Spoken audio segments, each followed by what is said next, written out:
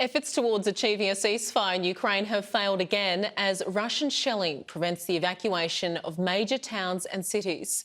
Russia promised a humanitarian corridor, which Ukraine dismissed as immoral, as the routes only led into Russia or its closest ally, Belarus. It comes after Ukrainian and Russian delegates entered a third round of negotiations in an effort to de-escalate the conflict. Across Ukraine, the war rages on. Hear the sound of battle in the southern coastal city of Mykolaiv. While above another city in the east, Ukraine says it shot a Russian jet out of the sky. Sky News has verified the location of the footage in Kharkiv, though not who's hitting what.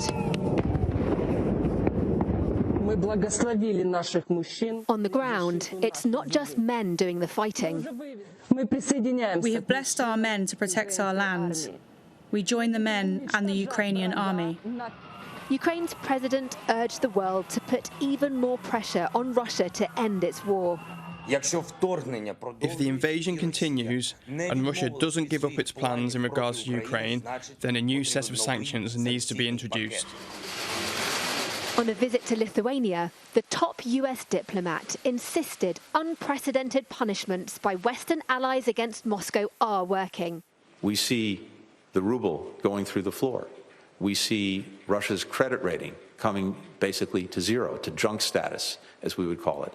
We see its stock market shut down. We see an exodus of virtually every leading company from Russia.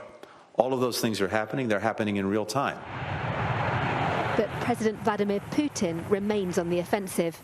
These images from his defense ministry show the moment an airstrike is launched. The US says some 600 Russian missiles have been fired against Ukraine in the past 12 days. Seeking safety from the threat, people flee the port city of Odessa.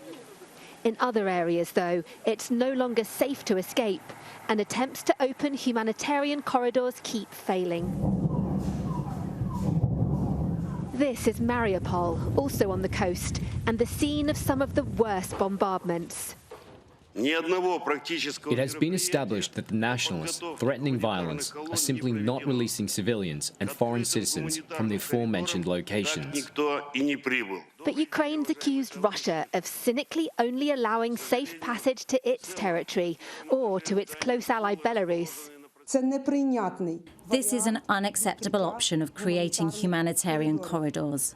Our people from Ivankov, Daimar, Vyshgorod and Kyiv won't go to Belarus to fly later to Russia. The two sides met again for a third round of talks, but no sign of any breakthrough as the bombs keep falling and Ukraine's military keeps resisting. Deborah Haynes, Sky News, Lviv, Western Ukraine.